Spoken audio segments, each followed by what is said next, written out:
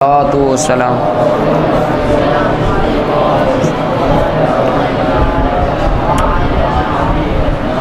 اللہ تعالیٰ کی حمد و ثنا کے بعد نبی کریم نور مجسم شفیع معظم صلی اللہ علیہ وسلم کی بارگاہ عالیہ میں ہدیہ درود و سلام عرض کرنے کے بعد آج ہم جس موضوع پر گفتگو کریں گے وہ یہ ہے کہ اہل اسلام میں سب سے پہلے فرقہ بندی کا آغاز کہاں سے ہوا، اور سنی شیعہ یہ امت مسلمہ دو فرقوں میں کب بٹی، سنی شیعہ کا اختلاف اور جدا بندی کس وقت ہوئی، اور اس کی تاریخ کیا ہے، اور وہ کون سے عناصر اور کون سے لوگ تھے جنہوں نے امت مصطفیٰ میں پہلا فرقہ ڈالا۔ اس کی وجہ خارجیوں کے یہ جتنے بھی فرقے ہیں وہ بعد میں آئے ہیں، معتزلہ، جبریہ، قدریہ وغیرہ بہت بعد میں آئے ہیں۔ حضرت عبداللہ بن عمر رضی اللہ عنہ کے زمانے میں قدریہ تو پیدا ہو چکے تھے، لیکن باقی اور جو وہابی حضرات ہیں یہ وہابی فرقہ بھی 100 سال پہلے بنا ہے، دیوبندی بھی 100 سال پہلے بنے ہیں۔ اگرچہ وہ اس بات میں غصہ کرتے ہیں لیکن حقیقت ان کی تاریخ ان کی کتابوں میں یہی لکھی ہے، تاریخ ہمیں یہی بتاتی ہے۔ متین دین اسلام کے آنے سے پہلے دنیا کائنات پہ مختلف حکومتیں راج کرتی تھی، یہودی بھی تھے، عیسائی بھی تھے، ان کی اپنی اپنی حکومتیں تھیں، فارس والے تھے۔ جب دین اسلام آیا، آقا کریم علیہ السلام آئے، دین لے کر آئے، سب سے پہلے تو کافروں نے کہا کہ یہ کام نہیں ہونا چاہیے۔ مکے کے جو مشرک تھے انہوں نے نبی اکرم صلی اللہ علیہ وسلم کی مخالفت کی، کیونکہ ان کا نبی علیہ السلام نے دین بدل ڈالا۔ ان کا تو یہ نعرہ نہیں تھا، وہ تو بتوں کے پجاری تھے۔ سرکار نے ایک اللہ تعالیٰ کی وحدانیت کا علم بلند فرمایا۔ جب آقا کریم علیہ السلام نے مکہ سے مدینہ کی طرف ہجرت فرمائی، اور اگر آپ سیرت کو پڑھیں تو اس کے اندر یہ باتیں ملتی ہیں کہ مکہ کے مشرک مدینہ طیبہ کے یہودیوں سے جا کے مسئلے پوچھتے تھے کہ تم کو ایسی بات بتاؤ جو ہم محمد صلی اللہ علیہ وسلم سے پوچھے اور ان کو نہ آئے، اور یہودی بتاتے تھے۔ نبی علیہ السلام جب مدینہ ہجرت فرما کر آ گئے تو در حقیقت مدینہ طیبہ کے اندر دو قومیں آباد تھیں، اس طرح کہہ لیں وہاں پر دو مختلف قسم کے محلے تھے۔ ایک تھا عیسائیوں کا گروپ، ایک تھا یہودیوں کا گروپ۔ جو عیسائی تھے ان کے بارے میں تو آتا ہے کہ یہ نبی علیہ السلام کے آنے پر کلمہ پڑھا اور کلمہ پڑھ کے رسول اللہ کے غلام بن گئے، یعنی یہ مسلمان ہو گئے۔ اب پیچھے بچے یہودی۔ اللہ تعالیٰ نے یہودیوں کے بارے میں قرآن کریم میں ارشاد فرمایا یہ محبوب آپ کو اس طرح پہچانتے ہیں جیسے اپنے بیٹوں کو پہچانا جاتا ہے، اور پہلے آپ کے آنے سے پہلے یہ لوگ آپ کے نام کا وسیلہ دے کر اللہ سے دعائیں کرتے تھے، اور جب آپ ان کے پاس آ گئے تو اب یہ آپ کا انکار کرتے ہیں اور آپ کو مانتے نہیں۔ یہ یہودیوں کو کہا گیا تھا، کیونکہ یہودی اس وقت کافر تھے، انہوں نے کلمہ نہیں پڑھا تھا۔ یہودیوں سے بالآخر یہ جو اس وقت عبداللہ بن ابی نام کا منافق تھا، رئیس المنافقین، منافقوں کا سردار جس کو کہا جاتا تھا، یہ بندہ بھی یہودی تھا، یعنی اندر سے یہ پراپر یہودی تھا، اور یہودیوں کے ساتھ اس کے میل جول تھے۔ کتابوں میں آتا ہے یہ اس کے پراپر ان کے ساتھ ایک مراسم اور تعلقات تھے۔ اوپر سے مسلمان تھا، 5 نمازیں مسجد نبوی شریف میں پڑھتا تھا، پگڑی باندھتا تھا، داڑھی رکھی تھی، اور حتیٰ کہ جمعۃ المبارک والے دن نبی صلی اللہ علیہ وسلم کی گفتگو سے پہلے یہ مسجد نبوی شریف میں تقریر بھی کیا کرتا تھا، لیکن ہے منافق تھا۔ اور جب مر گیا اللہ تعالیٰ نے فرمایا محبوب استغفر لہم او لا تستغفر لہم ان تستغفر لہم 70 مرۃ فلن یغفر اللہ، 70 بار بھی اس کی بخشش کی دعا کریں اللہ کبھی نہیں بخشے گا۔ کیوں؟ ذالک بانہم کفروا باللہ ورسولہ، یہ دل سے اللہ اور اللہ کے رسول کا منکر تھا۔ کون تھا؟ یہودی تھا، اور یہودیوں کے ساتھ، اور اللہ تعالیٰ قرآن کریم میں ارشاد فرماتے ہیں وَإِذَا خَلَوْا إِلَىٰ وَإِذَا لَقُوا الَّذِينَ آمَنُوا قَالُوا آمَنَّا، جب مومنوں کو ملتے تھے تو آ کے کہتے تھے جناب اسی تے تواڈے نوکر خادم مومن بھائیاں۔ وَإِذَا خَلَوْا إِلَىٰ شَيَاطِینِہِمْ، اور جب اپنے شیطانوں کے پاس جاتے تھے تو کہتے تھے قالوا انا معکم، ہم تو تمہارے ساتھ ہیں، انما نحن مستہزئون، مسلمانوں کے ساتھ ہم مذاق کرتے ہیں، ان کو ساتھ تو شغل لگاتے ہیں، یہ تو ویسے ہی ان کو ہم نے آگے لگایا، بدھو بنایا ہوا، ہم تو تمہارے ساتھ ہیں بھائی یہودی ہیں ہم۔ یہ وہ ایک تھرڈ پرسن گروہ تھا جو منافقوں کا تھا، نہ پکے کافر تھے نہ پکے مسلمان تھے، لبادہ مسلمانوں والا تھا لیکن اندر سے پکے کافر تھے۔ انہوں نے منافقین کی صورت میں دین اسلام کی جڑوں کو کھوکھلا کرنے کی کوشش کی، اور نبی صلی اللہ علیہ وسلم کے دور میں انہوں نے فرقہ بندی کی کوشش کی۔ اللہ کا قرآن ہے والذین اتخذوا مسجدا ضرارا وکفرا وتفریقا بین المؤمنین۔ آقا کریم علیہ السلام غزوہ سے واپس آ رہے تھے، یہ مسجد بنائی انہوں نے، فوراً پیچھے مسجد بنا کے تو نبی علیہ السلام جب مدینہ شریف آئے تو کہا یا رسول اللہ ہم نے ایک مسجد بنائی ہے، ادھر آئیں نماز پڑھا دیں، ایک نماز پڑھا دیں حضور، ہم آپ کے نوکر آپ کی جگہ پہ وہاں پر برکت کے لیے نمازیں پڑھتے رہیں۔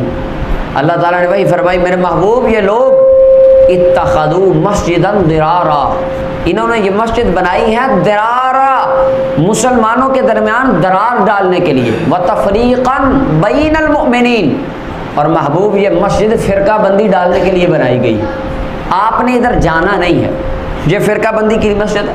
نبی علیہ السلام ادھر نہیں گئے اور آقا کریم علیہ السلام نے صحابہ کو حکم دیا کہ اس مسجد کو گرا دو، صحابہ کرام نے اس مسجد کو منہدم کر دیا، گرا دیا، وہ منافقوں کی مسجد تھی۔ آج لوگ کہتے ہیں کہ ساری مسجدیں ہیں، حالانکہ ہر مسجد ایک جیسی نہیں ہوتی، اس کی بنیاد فرقہ بندی پر تھی، رسول اللہ نے اس کو گرا دیا، اور اس کے اندر اللہ تعالیٰ کی وحی آئی محبوب آپ نے اس مسجد میں نہیں جانا۔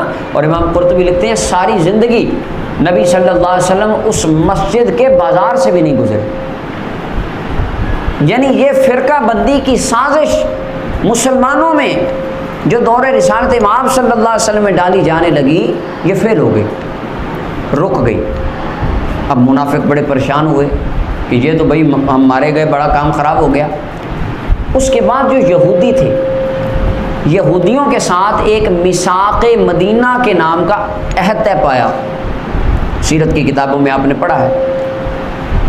ایک مرتبہ جناب آقا کریم علیہ السلام کی بارگاہ میں یہودی آئے، کہنے لگے جناب ہمارے درمیان قبیلے میں کچھ جھگڑا بن گیا ہے، آپ آئیں فیصلہ فرما دیں۔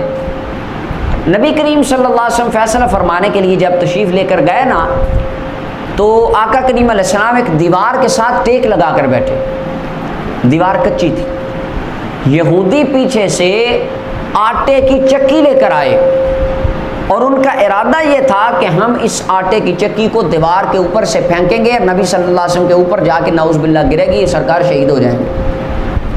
آٹے کی چکی لے کر جب دیوار پہ چڑھے جبریل علیہ السلام آ گئے، نبی علیہ السلام نے دیکھا سرکار نے پکڑ لیا، اتار لیے، فرمایا تم نے میثاق مدینہ توڑ دیا۔ جب انہوں نے وہ عہد توڑ دیا تو آقا کریم علیہ السلام نے ان کو مدینہ طیبہ سے نکال دیا، جلا وطن کر دیا۔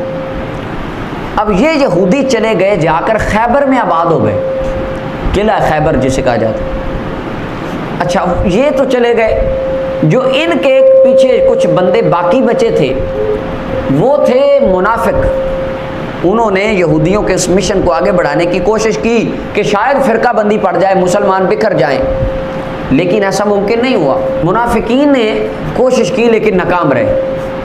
یہودیوں کی سازش نبی علیہ السلام کو شہید کرنے کی وہ بھی ناکام ہو گئی۔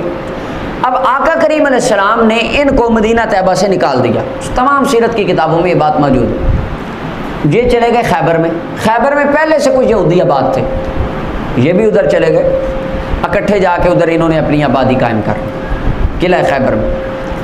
7 ہجری میں آقا کریم علیہ السلام نے خیبر کی طرف لشکر روانہ فرمایا، غزوہ خیبر، اور آقا کریم علیہ السلام نے صحیح بخاری کی روایت نبی علیہ السلام نے نعرہ مارا، فرمایا خاربت خیبر، خیبر برباد ہو گیا، ہلاک ہو گئے، اور آقا کریم علیہ السلام نے جا کے ان کا محاصرہ کر لیا، خیبر کا قلعہ فتح ہو گیا۔ یہ فدق کا، خیبر کا اور جتنا علاقہ تھا، یہاں پر دراصل ان کا سردار فدق وغیرہ کے علاقے کا یوشع بن نون نام کا یہودی تھا۔ یہ کچھ علاقے تو ویسے ہی فتح ہو گئے اور کچھ جنگ سے فتح ہوئے، خیبر کا قلعہ جنگ کے ساتھ فتح ہوا، اور باقی جہاں یہودی آباد تھے وہ بغیر جنگ کے فتح ہو گئے، وہ مال فہ کہلائے۔ اب آقا کریم علیہ السلام نے وہاں پیغام بھیجا کہ بھئی ہم آنے لگے۔ یوشع بن نون نام کا یہودی کہنے لگا کہ یا رسول اللہ، ہمارے پاس نہ تو اسلحہ ہے نہ ہمارے پاس فوجی ہیں، نہ ہمارے اندر اتنی طاقت اور قوت ہے کہ ہم آپ سے جنگ کریں، لہٰذا آپ ہمارے ساتھ معاہدہ کر لیں۔ تو آقا کریم علیہ السلام نے فرمایا اس طرح کرو، تم اپنی زمین پہ رہو، کاشتکاری بھی کرو، لیکن اس کا نصف حصہ ہمیں مدینے بھیجو گے، نصف تم رکھو گے۔ انہوں نے کہا یا رسول اللہ ٹھیک ہے۔ اب پہلے کدھر سے نکلے؟ مدینے سے۔ دوسرے نمبر پہ خیبر میں جا کر آباد ہوئے، ان کی وہ زمین تھی، وہاں پر بھی ان کو نوکر کی حیثیت سے رہنا پڑ گیا۔ اب یہودی تو بڑے پریشان ہو گئے، انہوں نے کہا جی پہلے خیبر میں رہتے تھے، وہاں سے بھی ہمیں دھکے دے کے نکال دیا، اب مدینہ سے بھی دھکے دے کے نکال دیا، خیبر میں آئے، یہاں کاشتکاری شروع کی، ہماری زمینیں تھیں، اب یہاں پر بھی ہم پہ حملہ کر کے قبضہ کر لیا اور ہماری حیثیت ایک نوکر کی رہ گئی۔ یہودی کہنے لگے یہ تو کام خراب ہے، لہذا مسلمانوں سے بدلہ تو لینا چاہیے، لیکن جناب رحمت للعالمین صلی اللہ علیہ وسلم کا روحانی اور جسمانی کنٹرول پوری کائنات پہ مستحکم تھا، اور صحابہ کرام کی جماعتیں بڑی منظم تھیں۔ اس وقت وہ بیچارے کچھ کرنا بھی چاہ رہے تھے لیکن کر نہیں سکے، منافق انہوں نے چھوڑے تھے، لیکن ان کی بھی سازش فیل ہو گئی، مسجد بھی انہوں نے بنانی چاہیے، وہ بھی فیل ہو گئی۔ آقا کریم علیہ السلام کا وصال ہو گیا، جناب ابو بکر صدیق رضی اللہ تعالیٰ عنہ کا زمانہ آیا، لوگ مرتد ہو گئے، منکرین زکوٰۃ۔ صدیق اکبر نے ان کے خلاف جہاد کیا، یعنی جب جنگ ہوئی تو ظاہری سی بات ہے لوگ اس دھیان میں لگ گئے۔ لیکن یہاں پر ایک بات یاد رکھیے، وصال سے پہلے آقا کریم علیہ السلام نے، صحیح بخاری کی روایت، نبی علیہ السلام نے جو 3 وصیتیں فرمائیں، وہ صحیح حدیثوں میں آتا ہے کہ آقا کریم علیہ السلام نے ان 3 وصیتوں میں سے وہ جو فرمایا تھا نا کاغذ قلم لے کر آؤ میں لکھ دوں، اور وہ کاغذ قلم تو نہ آ سکا، اس کے بعد سرکار علیہ السلام نے زبانی طور پہ وہ باتیں بتا دی، جن میں سے ایک بات یہ تھی، سرکار علیہ السلام نے فرمایا یہودیوں کو جزیرہ عرب سے نکال دینا، یعنی عرب کا جو خطہ ہے نا، یہاں پر کوئی یہودی نہ رہے۔ یہ وصیت نبی صلی اللہ علیہ وسلم نے وصال سے چند دن پہلے فرمائی، اور سرکار کا وصال ظاہری ہو گیا۔ اب جناب ابوبکر صدیق کی خلافت رہی 2.5 سال۔ اب 2.5 سال میں صدیق اکبر یہودیوں کو جزیرہ عرب سے کیوں نہیں نکالا؟ اس کی وجہ ایک تو لوگ ہو گئے مرتد، مانعین زکوٰۃ بن گئے، مرتد ہو گئے۔ صدیق اکبر لشکر لے کے ان کے خلاف چلے گئے، جنگ لڑتے رہے۔ پھر جنگ یمامہ کا قصہ آ گیا، وہاں پر اس نے نبوت کا دعویٰ کر دیا، صدیق اکبر لشکر لے کے اس کے خلاف چلے گئے۔ یعنی آپ کو اپنی خلافت کے اندر، اس کا جو ٹائم پیریڈ تھا اس کے اندر آپ کو اتنا موقع ہی نہیں ملا کہ آپ یہودیوں کے خلاف کوئی اقدام بلند فرماتے، کوئی قدم اٹھاتے۔ 2.5 سال بعد صدیق اکبر کا وصال ہو گیا۔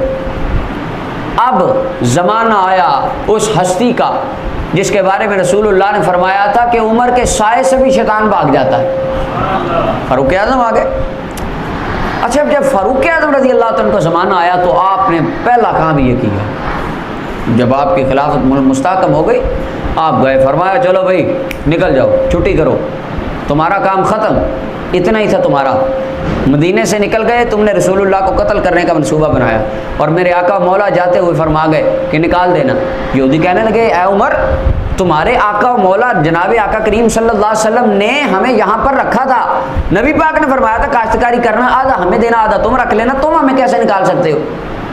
جناب فاروق اعظم رضی اللہ عنہ نے فرمایا جس نبی نے تمہیں رکھا تھا نا وہ نبی حکم دے کے گئے ہیں کہ ان کو یہاں سے نکال دینا، تو چلو لہٰذا میں رسول اللہ کے فرمان پر عمل کرتے ہوئے تم یہاں سے اپنا بستر گول کرو، اٹھا جاؤ، چلے جاؤ، تمہارا کوئی حق نہیں۔ سب سے پہلے کدھر آباد تھے؟ مدینہ میں، وہاں سے میثاق مدینہ توڑ دیا، ذلیل ہو کر نکل گئے۔ اس کے بعد آئے خیبر میں، خیبر میں آ کے جب آباد ہوئے نبی علیہ السلام نے حملہ فرما کے خیبر فتح کر دیا، وہاں پر بھی نوکر بن گئے، اور جہاں پر نوکر بن کے رہ رہے تھے فاروق اعظم نے وہاں سے بھی نکال دیا، چھٹی کروا دی۔ اب یہ کوئی کم تو بات نہیں تھی، ان کے غصے کے لیے تقریباً اتنا ہی کافی تھا کہ مثلا ایک آپ کی زمین ہو، ڈیرا ہو، فصلیں ہوں، مربع 2 مربع ان کے درمیان آپ کا گھر ہو، ایک بندہ آئے پہلے تو آپ کو آپ کی زمینوں سے بے دخل کر دے، اگرچہ غلطی آپ کی، یہ نہیں ہے کہ میں مثال دے رہا ہوں، تشبیہ نہیں دے رہا، اس کے بعد آپ کسی اور جگہ پہ جا کے اپنی زمین آباد کریں، وہاں پر بھی آپ پر حملہ کر کے آپ کو قیدی بنا لیا، غلام بنا لیا جائے، نوکر بنا لیا جائے، اور پھر وہاں سے بھی آپ کو نکال دیا جائے، غصہ تو آتا ہے نا۔ اب بس ان کو یہی غصہ اسلام سے آیا، دین سے آیا، نبی کریم صلی اللہ علیہ وسلم سے آیا، جناب عمر فاروق سے آیا، حضرت صدیق اکبر کے مشن سے آیا۔ کن کو؟ یہودیوں کو۔ کن کو آیا؟ ہاں، یہ عیسائیوں کی بات نہیں کر رہا، فرقہ بھی بنائی کوئی نہیں، دیوبندی وہابی شیعہ کوئی نہیں، ایک ہی کام ہے، کیا ہے؟ جناب مولا علی والا احتجاج تبرسی، شیعہ مذہب کی کتاب ہے، اس کے اندر مولا علی فرماتے ہیں، اور کنز المال کے اندر، خیر وہ میرا موضوع نہیں ہے، جناب مولا علی سے پوچھا کسی نے اہل سنت کون ہے اور اہل جماعت کون ہے؟ مولا علی نے فرمایا میں اہل سنت ہوں، میرے مرید اہل جماعت ہیں۔ علی اور علی کے مریدوں کو ملا لو تو فرمایا جو جماعت بنتی ہے اس کا نام اہل سنت و جماعت ہے۔ یہ مولا علی کا خطبہ ہے احتجاج تبرسی میں اور کنز المال میں، دونوں کتابوں میں، خیر میرا وہ موضوع نہیں۔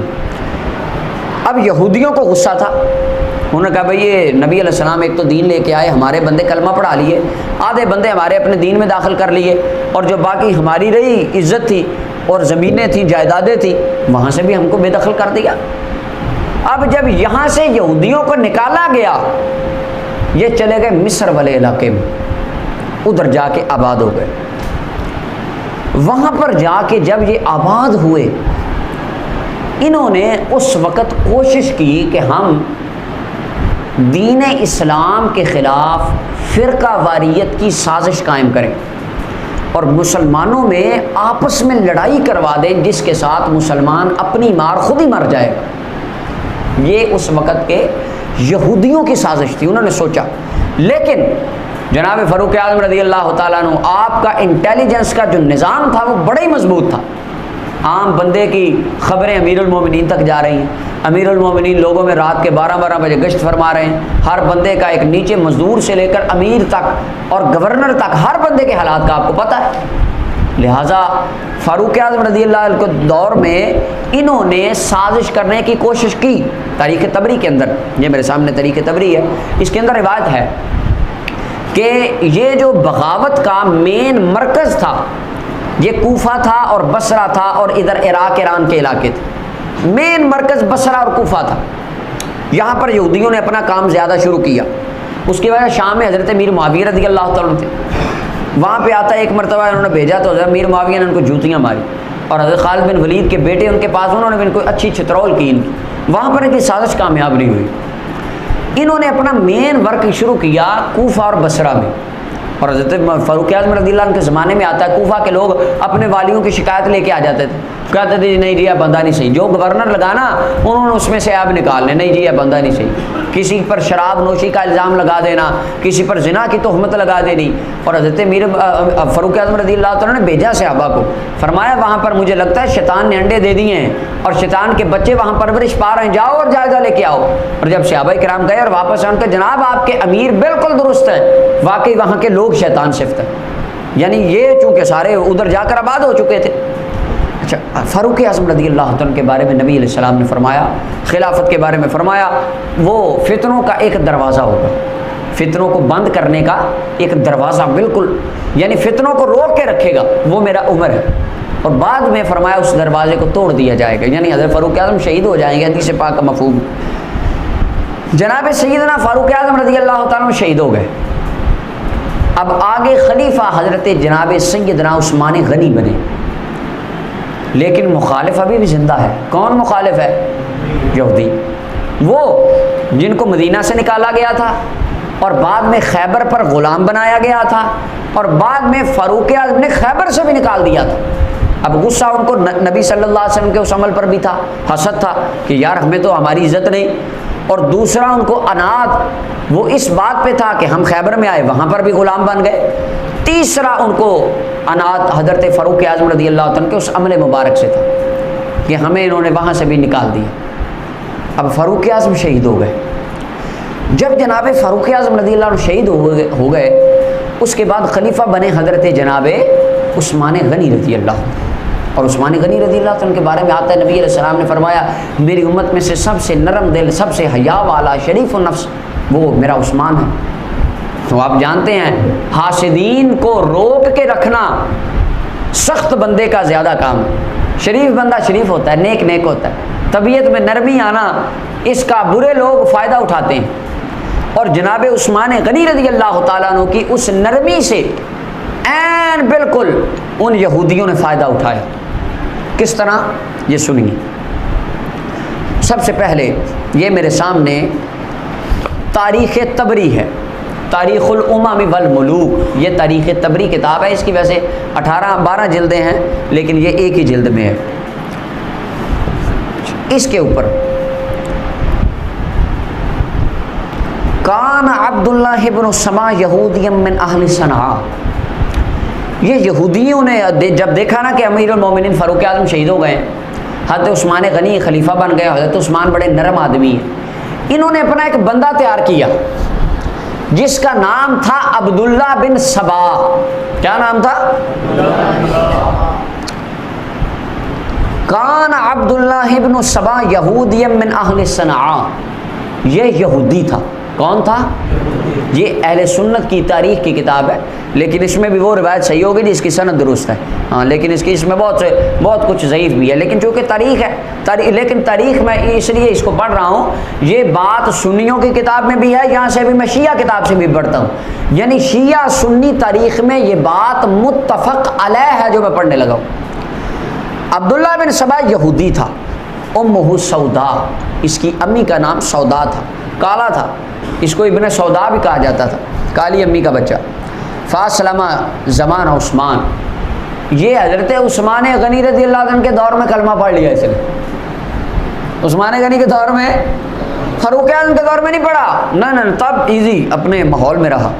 جناب عثمان غنی کے دور میں آ کے کہنے لگا جناب میں تے تہاڈا غلام، کلمہ مسلمان ہے جی، پائی ہیں تواڈے.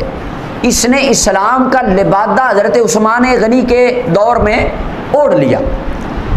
ثم تنقل فی بلدان المسلمین، پھر مسلمانوں کے شہروں میں یہ نقل مکانی پھرتا. کبھی مصر جاتا، کبھی ایران جاتا، کبھی بصرہ جاتا، کبھی کوفہ جاتا، کبھی شام جاتا، مختلف علاقوں میں پھرتا. کیا کرتا؟ یحاول ضلالتہ، ان کو گمراہ کرتا. فبدأ بالحجاز، ابتدا اس نے کی مکہ اور مدینہ سے. ثم البصرہ، ثم الکوفہ، ثم شام، پھر بصرہ گیا، پھر کوفہ گیا، پھر شام گیا. لیکن اہل شام میں سے کوئی ایک بندہ بھی اس کے پیچھے نہیں لگا. کیوں؟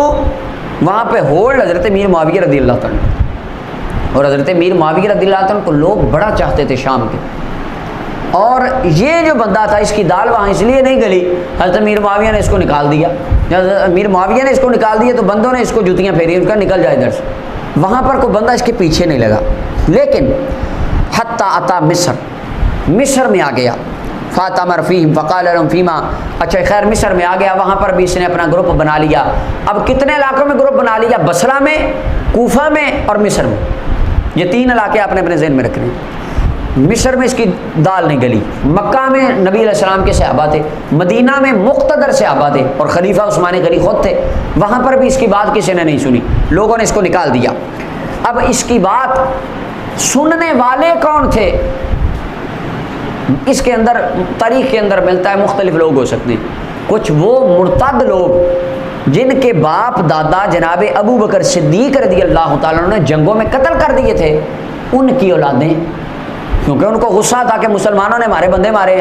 اور تو جو بندہ بھی مسلمانوں کے خلاف کوئی عزم لے کے اٹھے گا وہ تو پکی بات ہے ساتھ ہوں گے، کیونکہ اس کو اس کے نظریے سے کوئی نہیں، اس نے اپنا بدلہ لینا ہے، اسلام کو نقصان دینا ہے.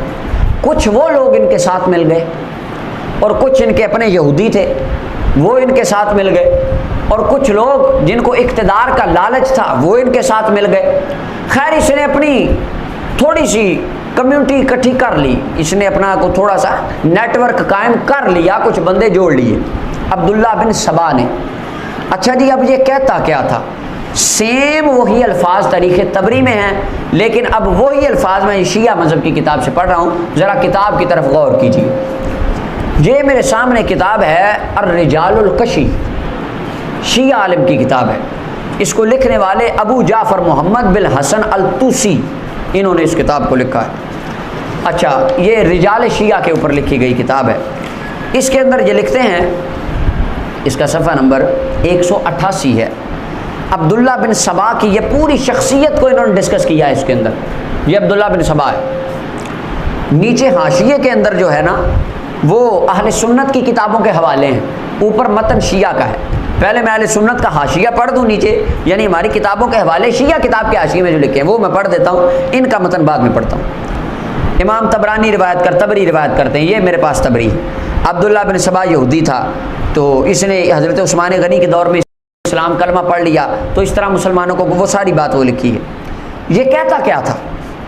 یہ کہتا تھا یار بڑا تعجب ہے اس بندے پر، ممن یزعم ان عیسیٰ یرجع، مجھے کہتا یار تعجب ہوتا ہے اس بندے پہ جو کہتا ہے کہ عیسیٰ علیہ السلام تو واپس آئیں گے، پر نبی کریم صلی اللہ علیہ وسلم واپس نہیں آئیں گے۔ بتاؤ عیسیٰ علیہ السلام کی شان زیادہ ہے ہمارے نبی پاک کی؟ لوگوں نے کہنا ہمارے نبی پاک کی، تو اس نے کہنا عیسیٰ علیہ السلام واپس آئیں گے تو کیا ہمارے نبی پاک نہیں آئیں گے؟ لوگوں نے کہنا ہاں بات تو تیری صحیح ہے، تو وہ کیسے آئیں گے؟ کہاں قرب قیامت امام مہدی کی شکل میں نبی پاک آئیں گے۔ پہلا عقیدہ رافضیوں والا کس نے گھڑا؟ ایک یہودی نے، یہ یہودی نے گھڑا۔ اچھا ایک تو یہ بات، اور پھر کہنے لگا ان الذی فرض علیک القرآن لرادک الی معاد، اس نے یہ آیت بھی پڑھ کے سنانی۔ اس کے بعد اس نے کہا کہ بے شک انہ کان الف نبی ولکل نبی وصی، اس نے کہا بھائی لوگوں 1,00,000 سے زیادہ اللہ کا نبی ہے، اور ہر نبی کا کوئی نہ کوئی وصی ہوتا ہے، جیسے جناب موسیٰ علیہ السلام، ہارون علیہ السلام کے نائبین خلفاء اور ان کے وصی تھے، ہر نبی کا کوئی نہ کوئی وصی ہوتا ہے۔ بتاؤ ہمارے آقا کریم صلی اللہ علیہ وسلم کا وصی کون ہے؟ تو لوگوں نے کہنا کہ یار ہاں بات تو تیری ٹھیک ہے، کون ہے؟ تو اس نے کہنا کان علی وصی محمد صلی اللہ علیہ وسلم، جناب مولا علی نبی پاک کے وصی ہیں، جیسا کہ رافضیوں کا عقیدہ ہے۔ یہ کہتے ہیں اذان میں بھی پڑھتے ہیں علی وصی رسول اللہ خلیفۃ بلا فصل۔ سب سے پہلے امت محمدیہ میں اس عقیدے کو گھڑنے والا کون تھا؟ ذرا بلند آواز سے کہہ دو کون تھا؟ یہ سنیوں کی کتابیں بھی کہہ رہی ہیں، شیعہ کی کتاب بھی کہہ رہی ہیں، یہ یہودی تھا۔ اس نے یہ بات گھڑ لی، اس نے کہا علی نبی پاک کے وصی ہیں، و محمد خاتم الانبیاء، نبی صلی اللہ علیہ وسلم آخری نبی ہیں، و علی خاتم الاوصیاء، اور جناب مولا علی یہ اوصیاء کے خاتم آخری وصی ہیں۔ اچھا لوگوں نے اس کی بات کو کہنا ہاں بات تو تیری ٹھیک ہے، کہنا کن لوگوں نے؟ اور جن کے باپ دادا یا تو مرتدوں کے کھاتے میں قتل ہو گئے تھے، جن کو اپنی باپ دادا کے بدلہ لینے کے اسلام سے غم تھا، اور کچھ لوگ وہ جن کو اقتدار کا لالچ تھا، اور کچھ اس کے اپنے پیٹی بھائی یہودی، اور کچھ سادہ لوگ چند ایک مسلمان، وہ بھی ان کی باتوں کا شکار ہو گئے۔ جیسے ہمارے سادہ لوگ سنی، وہ کسی خارجی رافضی کی تقریر سن کے وہ کہتے ہیں غلط بڑی کی تھی، یہ کی گل، یعنی ہمارے بندے بھی جیسے ان کا شکار ہو جاتے ہیں نا، ایسے کچھ ایک بندے اس کے ساتھ بھی مل گئے، اپنے صحیح مسلمانوں میں سے بھی، صحابہ نہیں تھے لیکن اگلے جو مسلمان تھے سادہ درویش بندے، وہ بھی کچھ اس کی باتوں میں آ گئے۔ تاریخ کی کتابوں میں یہی ملتا ہے۔ اچھا خیر، پھر اس نے اگلی بات کی، اس نے کہنا ومن اظلم ممن لم یجز وصیت رسول اللہ صلی اللہ علیہ وسلم، اس نے کہنا ہو اس بندے سے بڑا ظالم کون ہے جس نے نبی پاک کی وصیت کو جاری ہونے نہیں دیا۔ وصیت کا مطلب ہوتا ہے نبی پاک کے، اللہ کا نبی جاتا ہوا کسی کو وصیت کر جائے بھائی میرا نائب تو ہے، میرا خلیفہ تو ہے، سارے کام تو نے کرنے، تو اس نے کہنا وصی تو مولا علی ہیں، تو خلیفہ ابو بکر صدیق بن گئے، عمر فاروق بن گئے، تو ان سے بڑا نعوذ باللہ ظالم کون ہے؟ اور پھر اس نے کہنا کہ اب ان عثمان اخذها بغیر حق، حضرت عثمان نے بھی تو حق بغیر حق کی خلافت لی ہے، وہ بھی خلیفہ چھین کے بن گئے ہیں، حق تو مولا علی کا ہے۔ تو جناب ابو بکر عمر عثمان تینوں غاصب ہیں۔ سب سے پہلے نبی صلی اللہ علیہ وسلم کی امت میں خلفائے ثلاثہ کو غاصب کہنے والا ایک کافر یہودی عبداللہ بن سبا نامی بندہ تھا۔ یہ سنیوں کی کتابوں میں بھی ہے اور دونوں کتابیں میرے سامنے موجود۔ سب سے پہلے یہ عقیدہ امت محمدیہ میں شیعہ نے اور رافضی نے، یہ پہلا رافضی تھا، اور وہ میں پڑھتا ہوں آگے شیعہ کی کتاب کا حوالہ کہ رافضی یہاں سے چلے، یعنی عقائد جناب ابو بکر عمر کو برا کہنا اور ان کو غاصب کہنا، ظالم کہنا، اور جناب مولا علی کو نبی پاک کا وصی کہنا، سب سے پہلے یہ یہودی نے گڑھا، یہ عبداللہ بن سبا نے۔ اور لسان المیزان میں امام ابن حجر اسقلانی لکھتے ہیں، یہ میں شیعہ سے حاشیہ پڑھ رہا ہوں اس کا، الرجال الکشی کا حاشیے کے اندر یہ شادی لکھی، اس کے اندر کہتے ہیں عبداللہ بن سبا یہ زندیق تھا اور گمراہ تھا اور گمراہ کرنے والا تھا، اور امام ابن حجر کہتے ہیں مجھے گمان ہے کہ ان علی حرقہ بالنار، مولا علی نے اس کو آگ میں جلا دیا تھا۔ اور اگلا عقیدہ سنیں، سارے عقیدے ملتے ہیں، ابھی کہتے ہیں نہیں جی ساڈا اتنا کوئی تعلق، اگلا عقیدہ قال الجوزجانی زعم ان القرآن جزء من 9 اجزاء وعلمہ عند علی وعلمہ عند علی، اس کا عقیدہ یہ بھی تھا کہ قرآن کے 9 جز ہیں، کتنے؟ ہمارے نزدیک قرآن کریم کے 7 منزلیں ہیں، یہ کہتا تھا نہیں 9 ہیں، اور ان باقی کا علم مولا علی کے پاس ہے، جیسا کہ رافضیوں کی کتابوں میں عقیدہ لکھا ہے، وہ کہتے ہیں جو اصل قرآن ہے نا وہ مولا علی کو آتا تھا، اور وہ ہمارے امام صاحب کو غار میں لے کے چلے گئے ہیں، وہ قیامت والے دن قیامت سے پہلے لے کے آئیں گے، یہ جو سنی تم قرآن پڑھتے ہو یہ اصل نہیں ہے۔ اصول کافی یا دیگر کتابوں میں یہ باتیں لکھی، اگرچہ آج کے کوئی رافضی مانتے نہیں ہیں اس بات کو، لیکن لکھی ہیں ان کی کتابوں میں، وہ پھر کبھی گفتگو کریں گے۔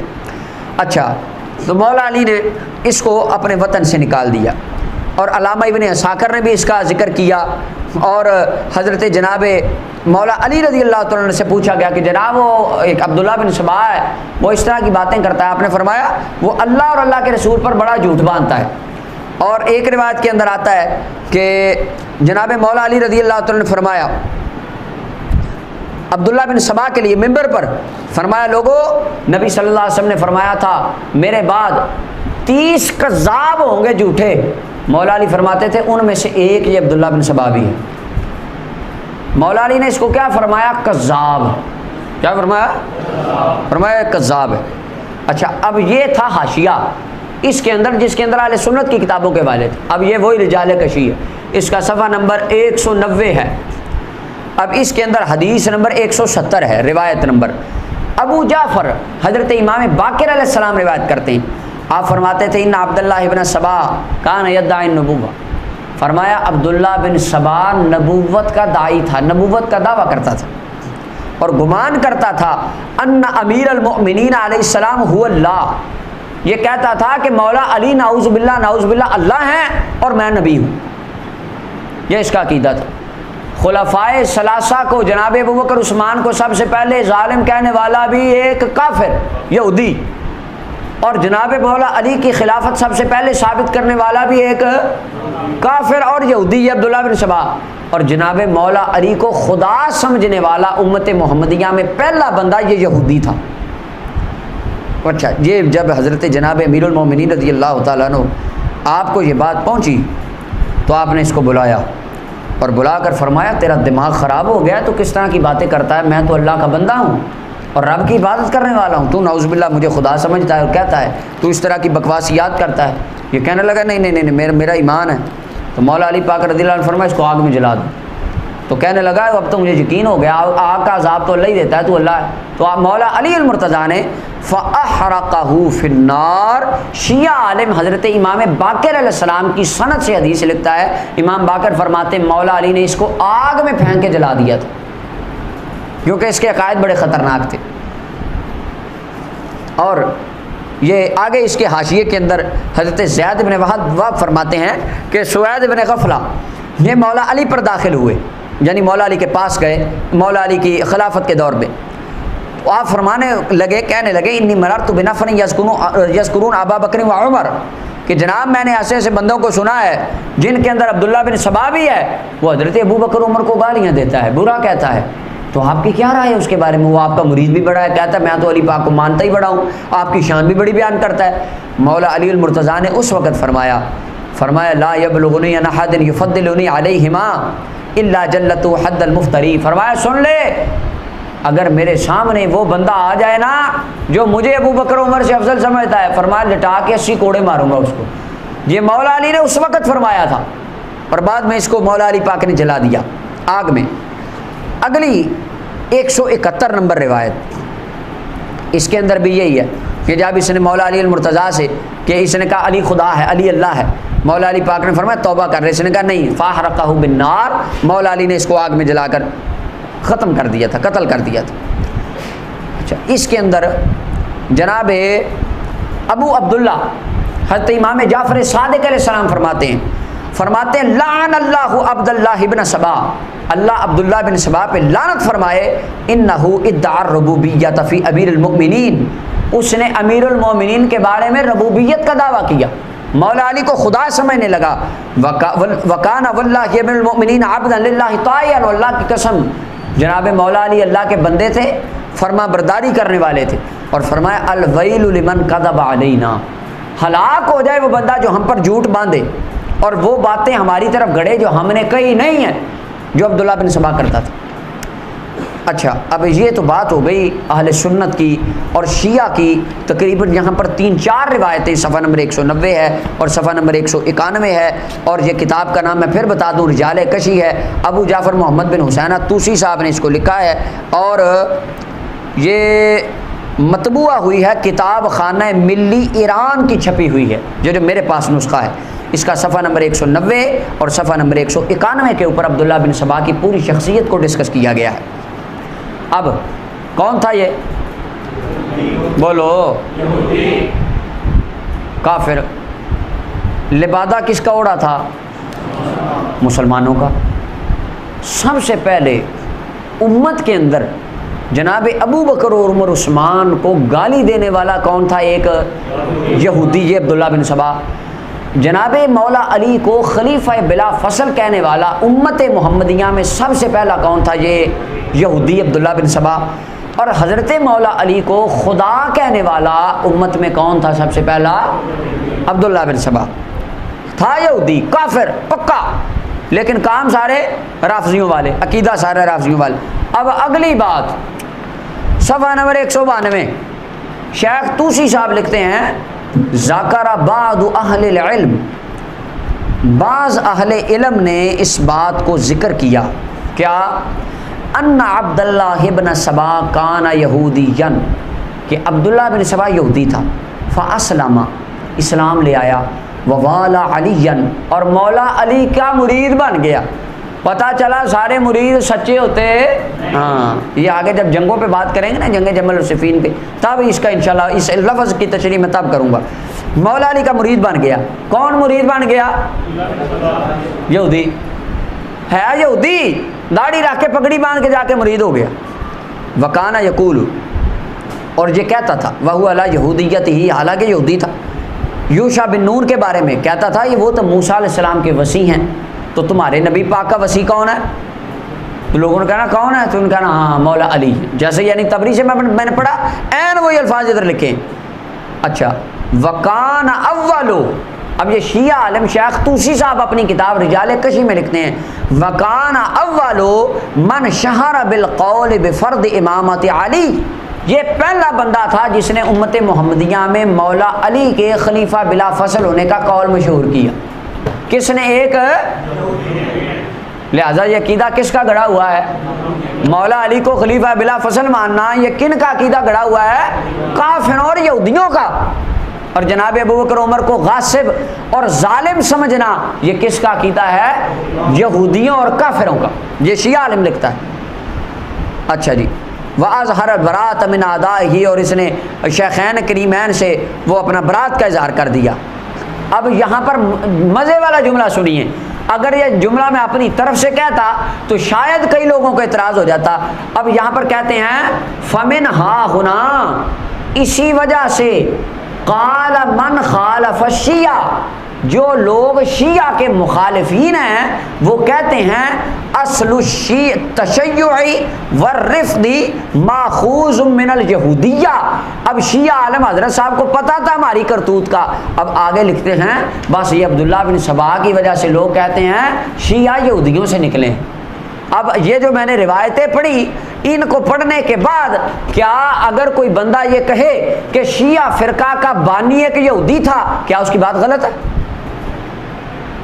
اور بولو تو صحیح، کیونکہ عقائد تو سارے ان کے وہی ہیں جو عبداللہ بن سبا کے گھڑے ہوئے تھے، اور سارے نظریات کے یہ وہی قائل ہیں جو اس کے نظریات تھے، اور یہ ان کو فالو کرتے ہیں.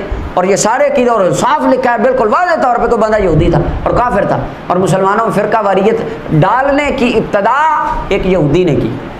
اور اس وقت جا کر سنی اور شیعہ کا اختلاف بن گیا. شیعہ ویسے گروہ کو کہتے ہیں، ان کا نام بعد میں امام زید نے رافضی رکھ دیا تھا، یہ اس کی پارٹی کا.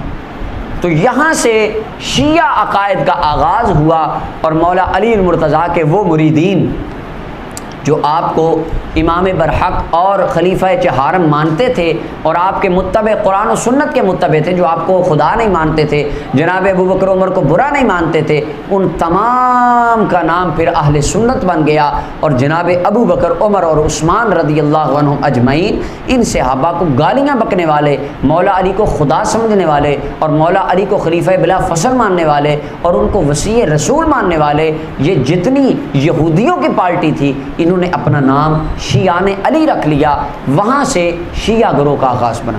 یہ سنی شیعہ کا اختلاف یہاں سے ہوا، سنت والے تو چلتے آ رہے تھے، یعنی یہاں سے آج کی اس گفتگو میں شیعہ سنی تاریخ کی دونوں کتابیں اگر آپ کھنگال لیں تو آپ کو نتیجہ یہی نکلے گا، شیعہ کے عقائد گڑھنے والا ایک عبداللہ بن سبا نام کا بندہ یہودی کافر تھا جس نے ان عقائد کو گھڑا۔ اچھا ابھی اس نے بندے سارے تیار کر لیے، عقائد کا تو پتہ چل گیا، اب اس نے بندے تیار کر لیے اپنے ساتھ۔ اس نے کہا ہم مولا علی کے ماننے والے ہیں، سبحان اللہ، ہم حیدر کرار کے ملنگ ہیں، مولا علی کے مرید ہیں، بس علی علی کرنے والے ہیں۔ اس نے بھی یہی کام کیا۔ اب یہ پھر ان باقی بندوں کو، جھوٹے یہودیوں کو گھیرا، اکٹھا کیا، اور یہ وہ لوگ تھے جنہوں نے آ کے حضرت عثمان غنی رضی اللہ عنہ کا محاصرہ کر کے ان کو شہید کیا، اور بعد میں جنگ جمل اور جنگ صفین کے اندر ان لوگوں نے بڑا اہم کردار ادا کیا۔ آج کی گفتگو میں صرف رافضیت اور وہ ایک فیعۃ الباغیہ جس کو نبی علیہ السلام نے فرمایا تھا، وہ میں آگے جا کے ثابت کروں گا کہ یہ وہ فیعۃ الباغیہ تھا، عبداللہ بن سبا کا گروپ جس کو نبی علیہ السلام نے باغی فرمایا تھا، حضرت امیر معاویہ رضی اللہ عنہ نہیں تھے۔ تو یہ پس منظر تھا اہل اسلام کے درمیان پہلے فرقے کا جو سنی اور شیعہ کے درمیان ڈالا گیا، اور اس طرح شیعہ مذہب مارز وجود میں آیا۔ اور اللہ تعالیٰ کی بارگاہ میں دعا ہے رب تعالیٰ ہمیں دلائل واضح سامنے پڑھ کے بعد میں ان کو ماننے کی توفیق عطا فرمائے، سمجھنے کی توفیق عطا فرمائے۔ انشاءاللہ اب آگے یہ کس طرح بندے جمع کر کے لایا، عثمان غنی رضی اللہ عنہ کا محاصرہ اور سازشیں اور پھر جنگیں کس طرح انہوں نے کروائیں، انشاءاللہ آگے ترتیب وار چلتا رہے گا۔ سب سے پہلے یہ میرے سامنے تاریخ تبری ہے، تاریخ الامم والملوک، یہ تاریخ تبری کتاب ہے، اس کی ویسے 12 جلدیں ہیں لیکن یہ ایک ہی جلد میں ہے۔ اس کے اوپر کان عبداللہ بن سما یہودیم من اہل صنعاء، یہ یہودیوں نے جب دیکھا نا کہ امیر المومنین فاروق اعظم شہید ہو گئے، حضرت عثمان غنی خلیفہ بن گئے، حضرت عثمان بڑے نرم آدمی ہیں، انہوں نے اپنا ایک بندہ تیار کیا جس کا نام تھا عبداللہ بن سبا۔ کیا نام تھا؟ کان عبداللہ بن سبا یہودی من اہل صنعاء، یہ یہودی تھا۔ کون تھا؟ یہ اہل سنت کی تاریخ کی کتاب ہے، لیکن اس میں بھی وہ روایت صحیح ہوگی جس کی سند درست ہے، ہاں، لیکن اس میں بہت کچھ ضعیف بھی ہے، لیکن چونکہ تاریخ ہے، لیکن تاریخ میں اس لیے اس کو پڑھ رہا ہوں، یہ بات سنیوں کی کتاب میں بھی ہے، یہاں سے بھی میں شیعہ کتاب سے بھی پڑھتا ہوں، یعنی شیعہ سنی تاریخ میں یہ بات متفق علیہ ہے جو میں پڑھنے لگا ہوں۔ عبداللہ بن سبا یہودی تھا، امہ سودا، اس کی امی کا نام سودا تھا، کالا تھا، اس کو ابن سودا بھی کہا جاتا تھا، کالی امی کا بچہ۔ فاسلم زمان عثمان، یہ حضرت عثمان غنی رضی اللہ عنہ کے دور میں کلمہ پڑھ لیا اس نے، عثمان غنی کے دور میں، فاروق اعظم کے دور میں نہیں پڑھا، نہ تب ایزی اپنے ماحول میں رہا۔ جناب عثمان غنی کے دور میں آ کے کہنے لگا جناب میں تے تہاڈا غلام، کلمہ مسلمان ہے جی، پائیاں تہاڈے۔ اس نے اسلام کا لبادہ حضرت عثمان غنی کے دور میں اوڑھ لیا۔ ثم تنقل فی بلدان المسلمین، پھر مسلمانوں کے شہروں میں یہ نقل مکانی پھرتا، کبھی مصر جاتا، کبھی ایران جاتا، کبھی بصرہ جاتا، کبھی کوفہ جاتا، کبھی شام جاتا، مختلف علاقوں میں پھرتا، کیا کرتا؟ یحاول ضلالتہ، ان کو گمراہ کرتا۔ فبدأ بالحجاز، ابتدا اس نے کی مکہ اور مدینہ سے، ثم البصرہ، ثم الکوفہ، ثم شام، پھر بصرہ گیا، پھر کوفہ گیا، پھر شام گیا، لیکن اہل شام میں سے کوئی ایک بندہ بھی اس کے پیچھے نہیں لگا۔ کیوں؟ وہاں پہ ہولڈ حضرت میر معاویہ رضی اللہ عنہ، اور حضرت میر معاویہ رضی اللہ عنہ کو لوگ بڑا چاہتے تھے شام کے، اور یہ جو بندہ تھا اس کی دال وہاں اس لیے نہیں گلی، حضرت میر معاویہ نے اس کو نکال دیا، جب میر معاویہ نے اس کو نکال دیا تو بندوں نے اس کو جوتیاں پھیری، ان کا نکل جائے ادھر سے، وہاں پر کوئی بندہ اس کے پیچھے نہیں لگا، لیکن حتی اتا مصر میں آ گیا، فاتمر فیہم فقال لهم فیما، اچھا خیر مصر میں آ گیا، وہاں پر بھی اس نے اپنا گروپ بنا لیا۔ اب کتنے علاقوں میں گروپ بنا لیا؟ بصرہ میں، کوفہ میں اور مصر میں، یہ 3 علاقے آپ نے اپنے ذہن میں رکھنے۔ مصر میں اس کی دال نہیں گلی، مکہ میں نبی علیہ السلام کے صحابہ تھے، مدینہ میں مقتدر صحابہ تھے اور خلیفہ عثمان غنی خود تھے، وہاں پر بھی اس کی بات کسی نے نہیں سنی، لوگوں نے اس کو نکال دیا۔ اب اس کی بات سننے والے کون تھے؟ اس کے اندر تاریخ کے اندر ملتا ہے مختلف لوگ ہو سکتے ہیں، کچھ وہ مرتد لوگ جن کے باپ دادا جناب ابو بکر صدیق رضی اللہ تعالیٰ عنہ نے جنگوں میں قتل کر دیے تھے، ان کی اولادیں، کیونکہ ان کو غصہ تھا کہ مسلمانوں نے ہمارے بندے مارے ہیں، اور تو جو بندہ بھی مسلمانوں کے خلاف کوئی عزم لے کے اٹھے گا وہ تو پکی بات ساتھ ہوں گے، کیونکہ اس کو اس کے نظریے سے کوئی نہیں، اس نے اپنا بدلہ لینا ہے، اسلام کو نقصان دینا ہے۔ کچھ وہ لوگ ان کے ساتھ مل گئے اور کچھ ان کے اپنے یہودی تھے وہ ان کے ساتھ مل گئے، اور کچھ لوگ جن کو اقتدار کا لالچ تھا وہ ان کے ساتھ مل گئے۔ خیر اس نے اپنی تھوڑی سی کمیونٹی اکٹھی کر لی، اس نے اپنا کو تھوڑا سا نیٹ ورک قائم کر لیا، کچھ بندے جوڑ لیے عبداللہ بن سبا نے۔ اچھا جی اب یہ کہتا کیا تھا؟ سیم وہی الفاظ تاریخ طبری میں ہیں، لیکن اب وہی الفاظ میں شیعہ مذہب کی کتاب سے پڑھ رہا ہوں، ذرا کتاب کی طرف غور کیجیے۔ یہ میرے سامنے کتاب ہے الرجال الکشی، شیعہ عالم کی کتاب ہے، اس کو لکھنے والے ابو جعفر محمد بن حسن الطوسی، انہوں نے اس کتاب کو لکھا ہے۔ اچھا یہ رجال شیعہ کے اوپر لکھی گئی کتاب ہے، اس کے اندر یہ لکھتے ہیں، اس کا صفحہ نمبر 188 ہے، عبداللہ بن سبا کی یہ پوری شخصیت کو انہوں نے ڈسکس کیا ہے اس کے اندر، یہ عبداللہ بن سبا ہے۔ نیچے حاشیے کے اندر جو ہے نا وہ اہل سنت کی کتابوں کے حوالے ہیں، اوپر متن شیعہ کا ہے۔ پہلے میں اہل سنت کا حاشیہ پڑھ دوں نیچے، یعنی ہماری کتابوں کے حوالے شیعہ کتاب کے حاشیے میں جو لکھے ہیں وہ میں پڑھ دیتا ہوں، ان کا متن بعد میں پڑھتا ہوں۔ امام طبری روایت کرتے ہیں، یہ میرے پاس طبری ہے۔ عبداللہ بن سبا یہودی تھا، تو اس نے حضرت عثمان غنی کے دور میں اسلام کلمہ پڑھ لیا، تو اس طرح مسلمانوں کو وہ ساری بات وہ لکھی ہے۔ یہ کہتا کیا تھا؟ یہ کہتا تھا یار بڑا تعجب ہے اس بندے پر، ممن یزعم ان عیسیٰ یرجع، مجھے کہتا یار تعجب ہوتا ہے اس بندے پہ جو کہتا ہے کہ عیسیٰ علیہ السلام تو واپس آئیں گے، پر نبی کریم صلی اللہ علیہ وسلم واپس نہیں آئیں گے۔ بتاؤ عیسیٰ علیہ السلام کی شان زیادہ ہے ہمارے نبی پاک کی؟ لوگوں نے کہنا ہمارے نبی پاک کی، تو اس نے کہنا عیسیٰ علیہ السلام واپس آئیں گے تو کیا ہمارے نبی پاک نہیں آئیں گے؟ لوگوں نے کہنا ہاں بات تو تیری صحیح ہے، تو وہ کیسے آئیں گے؟ کہاں قرب قیامت امام مہدی کی شکل میں نبی پاک آئیں گے۔ پہلا عقیدہ رافضیوں والا کس نے گھڑا؟ ایک یہودی نے، یہ یہودی نے گھڑا۔ اچھا ایک تو یہ بات، اور پھر کہنے لگا ان الذی فرض علیک القرآن علامات، اس نے یہ آیت بھی پڑھ کے سنانی۔ اس کے بعد اس نے کہا کہ بے شک انہ کان الف نبی ولکل نبی وصی، اس نے کہا بھائی لوگوں 1,00,000 سے زیادہ اللہ کا نبی ہے، اور ہر نبی کا کوئی نہ کوئی وصی ہوتا ہے، جیسے جناب موسیٰ علیہ السلام، ہارون علیہ السلام کے نائبین خلفاء اور ان کے وصی تھے، ہر نبی کا کوئی نہ کوئی وصی ہوتا ہے۔ بتاؤ ہمارے آقا کریم صلی اللہ علیہ وسلم کا وصی کون ہے؟ تو لوگوں نے کہنا کہ یار ہاں بات تو تیری ٹھیک ہے، کون ہے؟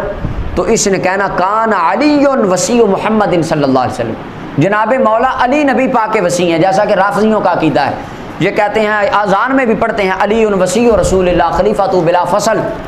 سب سے پہلے امت محمدیہ میں اس عقیدے کو گھڑنے والا کون تھا؟ ذرا بلند آواز سے کہہ دو کون تھا؟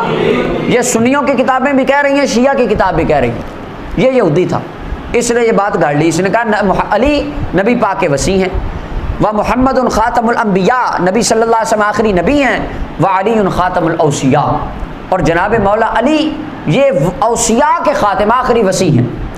اچھا لوگوں نے اس کی بات کو کہنا ہاں بات تو تیری ٹھیک ہے، کہنا کن لوگوں نے؟ اور جن کے باپ دادا یا تو مرتدوں کے کھاتے میں قتل ہو گئے تھے، جن کو اپنی باپ دادا کے بدلہ لینے کا اسلام سے غم تھا، اور کچھ لوگ وہ جن کو اقتدار کا لالچ تھا، اور کچھ اس کے اپنے پیٹی بھائی یہودی، اور کچھ سادہ لو چند ایک مسلمان، وہ بھی ان کی باتوں کا شکار ہو گئے. جیسے ہمارے سادہ لو سنی وہ کسی خارجی رافضی کی تقریر سن کے وہ کہتے ہیں غلط بڑی کی تھی, یہ کی گل. یعنی ہمارے بندے بھی جیسے ان کا شکار ہو جاتے ہیں نا, ایسے کچھ ایک بندے اس کے ساتھ بھی مل گئے اپنے صحیح مسلمانوں میں سے بھی. صحابہ نہیں تھے لیکن اگلے جو مسلمان تھے سادہ درویش بندے, وہ بھی کچھ اس کی باتوں میں آ گئے. تاریخ کی کتابوں میں یہی ملتا ہے. اچھا خیر, پھر اس نے اگلی بات کی, اس نے کہنا ومن اظلم ممن لم یجز وصیت رسول اللہ صلی اللہ علیہ وسلم. اس نے کہنا ہو اس بندے سے بڑا ظالم کون ہے جس نے نبی پاک کی وصیت کو جاری ہونے ہی نہیں دیا. وصیت کا مطلب ہوتا ہے نبی پاک کہ اللہ کا نبی جاتا ہوا کسی کو وصیت کر جائے بھائی میرا نائب تو ہے, میرا خلیفہ تو ہے, سارے کام تو نے کرنے. تو اس نے کہنا وصی تو مولا علی ہیں, تو خلیفہ ابو بکر صدیق بن گئے, عمر فاروق بن گئے, تو ان سے بڑا نعوذ باللہ ظالم کون ہے. اور پھر اس نے کہنا کہ اب ان عثمان اخذها بغیر حق, حضرت عثمان نے بھی تو حق بغیر حق کی خلافت لی ہے, وہ بھی خلیفہ چھین کے بن گئے ہیں, حق تو مولا علی کا ہے. تو جناب ابو بکر عمر عثمان تینوں غاصب ہیں. سب سے پہلے نبی صلی اللہ علیہ وسلم کی امت میں خلفائے ثلاثہ کو غاصب کہنے والا ایک کافر یہودی عبداللہ بن سبا نامی بندہ تھا. یہ سنیوں کی کتابوں میں بھی ہے اور دونوں کتابیں میرے سامنے موجود. سب سے پہلے یہ عقیدہ امت محمدیہ میں سے شیعہ نے اور رافضی نے, یہ پہلا رافضی تھا, اور وہ میں پڑھتا ہوں آگے شیعہ کی کتاب کا حوالہ کہ رافضی یہاں سے چلے. یعنی عقائد جناب ابو بکر عمر کو برا کہنا اور ان کو غاصب کہنا, ظالم کہنا, اور جناب مولا علی کو نبی پاک کا وصی کہنا, سب سے پہلے یہ یہودی نے گڑھا, یہ عبداللہ بن سبا نے. اور لسان المیزان میں امام ابن حجر اسقلانی لکھتے ہیں, یہ میں شیعہ سے حاشیہ پڑھ رہا ہوں, اس کا الرجال الکشی کا حاشیے کے اندر یہ ساری لکھی. اس کے اندر کہتے ہیں عبداللہ بن سبا یہ زندیق تھا اور گمراہ تھا اور گمراہ کرنے والا تھا. اور امام ابن حجر کہتے ہیں مجھے گمان ہے کہ ان علی حرقہ بالنار, مولا علی نے اس کو آگ میں جلا دیا تھا. اور اگلا عقیدہ سنیں, سارے عقیدے ملتے ہیں. ابھی کہتے ہیں نہیں جی ساڈا اتنا کوئی تعلق. اگلا عقیدہ قال الجوزجانی زعم ان القرآن جزء من 9 اجزاء وعلمہ عند علی وعلمہ عند علی. اس کا عقیدہ یہ بھی تھا کہ قرآن کے 9 جز ہیں. کتنے؟ ہمارے نزدیک قرآن کریم کے 7 منزلیں ہیں. یہ کہتا تھا نہیں 9 ہیں, اور ان باقی کا علم مولا علی کے پاس ہے. جیسا کہ رافضیوں کی کتابوں میں عقیدہ لکھا ہے, وہ کہتے ہیں جو اصل قرآن ہے نا وہ مولا علی کو آتا تھا, اور وہ ہمارے امام صاحب کو غار میں لے کے چلے گئے ہیں, وہ قیامت والے دن قیامت سے پہلے لے کے آئیں گے. یہ جو سنی تم قرآن پڑھتے ہو یہ اصل نہیں ہے. اصول کافی یا دیگر کتابوں میں یہ باتیں لکھی, اگرچہ آج کا کوئی رافضی مانتے نہیں ہیں اس بات کو, لیکن لکھی ہیں ان کی کتابوں میں, وہ پھر کبھی گفتگو کریں گے. اچھا, تو مولا علی نے اس کو اپنے وطن سے نکال دیا, اور علامہ ابن عساکر نے بھی اس کا ذکر کیا. اور حضرت جناب مولا علی رضی اللہ تعالیٰ سے پوچھا گیا کہ جناب وہ ایک عبداللہ بن سبا ہے, وہ اس طرح کی باتیں کرتا ہے. آپ نے فرمایا وہ اللہ اور اللہ کے رسول پر بڑا جھوٹ باندھتا ہے. اور ایک روایت کے اندر آتا ہے کہ جناب مولا علی رضی اللہ تعالیٰ نے فرمایا عبداللہ بن سبا کے لیے ممبر پر, فرمایا لوگو نبی صلی اللہ علیہ وسلم نے فرمایا تھا میرے بعد 30 کذاب ہوں گے جھوٹے. مولا علی فرماتے تھے ان میں سے ایک یہ عبداللہ بن سبا بھی ہے. مولا علی نے اس کو کیا فرمایا؟ کذاب. کیا فرمایا؟ فرمایا کذاب ہے. اچھا, اب یہ تھا حاشیہ اس کے اندر جس کے اندر اہل سنت کی کتابوں کے والے تھے. اب یہ وہی رجال کشی ہے, اس کا صفحہ نمبر 190 ہے. اب اس کے اندر حدیث نمبر 170 ہے, روایت نمبر. ابو جعفر حضرت امام باقر علیہ السلام روایت کرتے ہیں, آپ فرماتے تھے ان عبداللہ ابن سبا کان یدعی النبوہ. فرمایا عبداللہ بن سبا نبوت کا داعی تھا, نبوت کا دعویٰ کرتا تھا اور گمان کرتا تھا ان امیر المؤمنین علیہ السلام هو اللہ. یہ کہتا تھا کہ مولا علی نعوذ باللہ اللہ ہیں اور میں نبی ہوں. یہ اس کا عقیدہ تھا. خلفائے ثلاثہ کو جناب ابو بکر عثمان کو سب سے پہلے ظالم کہنے والا بھی ایک کافر یہودی, اور جناب مولا علی کی خلافت سب سے پہلے ثابت کرنے والا بھی ایک کافر اور یہودی, یہ عبداللہ بن سبا. اور جناب مولا علی کو خدا سمجھنے والا امت محمدیہ میں پہلا بندہ یہ یہودی تھا. اچھا, یہ جب حضرت جناب امیر المومنین رضی اللہ تعالیٰ عنہ آپ کو یہ بات پہنچی تو آپ نے اس کو بلایا اور بلا کر فرمایا تیرا دماغ خراب ہو گیا تو کس طرح کی باتیں کرتا ہے، میں تو اللہ کا بندہ ہوں اور رب کی عبادت کرنے والا ہوں، تو نعوذ باللہ مجھے خدا سمجھتا ہے اور کہتا ہے تو اس طرح کی بکواسیات کرتا ہے۔ یہ کہنے لگا نہیں نہیں نہیں میرا ایمان ہے۔ تو مولا علی پاک رضی اللہ عنہ فرمایا اس کو آگ میں جلا دو۔ تو کہنے لگا اب تو مجھے یقین ہو گیا آگ کا عذاب تو اللہ ہی دیتا ہے، تو اللہ ہے۔ تو مولا علی المرتضیٰ نے فَأَحْرَقَهُ فِي النَّارِ، شیعہ عالم حضرت امام باقر علیہ السلام کی سند سے حدیث لکھتا ہے، امام باقر فرماتے ہیں مولا علی نے اس کو آگ میں پھینک کے جلا دیا تھا۔